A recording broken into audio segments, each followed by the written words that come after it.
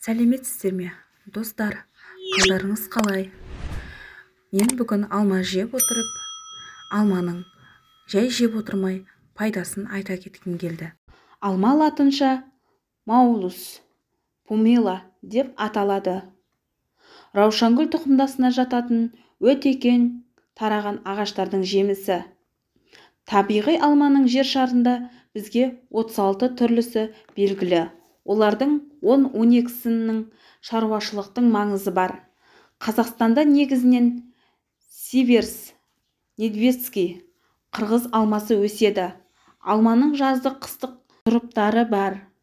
Алма ағашының ұзақтығы 20-10 жыл, биіктігі 4-10 метр болады. 3-12 жылда жеміс береді. Шамамен 100-300 тонна өнім береді. Қазақстанда алманың 40-тан астам сұрыптары аудандастырылған. Оның 20-сын Салтанат, Іле, Алатау, Шапағы, Алматы тағы басқа қазақ селекционерлері өсіріп шығарған. Алма жемістері тасымалдануға, сақтауға жарамды, тағамдық заттарға бай, дәмді келеді, әрі жақсы өңделеді. Алма құрамында 83-88% су, 7,5-16% қант, 0,2-0,8% қышқыл, 9,5-18,5% құрғақ қалдық, 28-1% илік заттар А, В1, В2, В6, С, ПП витаминдері, көптеген минералды заттар бар. Шырынынан шарап сусын дайындалады. Жемісін емдік дәрі ретінде адам организмін ауыр металл заттардан тазартуға, қан бұзылу және жүрек ауруларын емдеуге қолданылады.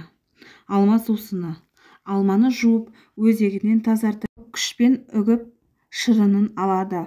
Сол шырынға қант сеуіп қайнатып, көзі тар сүзгіштен өткізіп, сонан соң аз ғана суытып қою керек. Ыдыстың түбінде жиналған тұнбасын ептеп құйып алады. Осы әдіспен мүгедегі мен шырын дайындалады.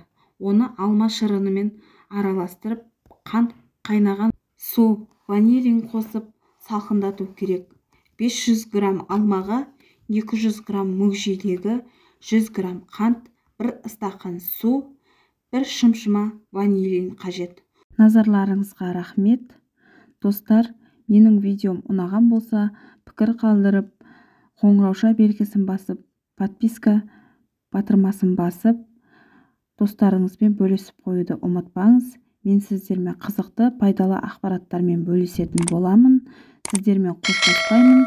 Келесіде кездескенше сау сәлеметті болыңыздар. Сіздермен болған Индира. Ауырмай, шаршамай жүріңіздер.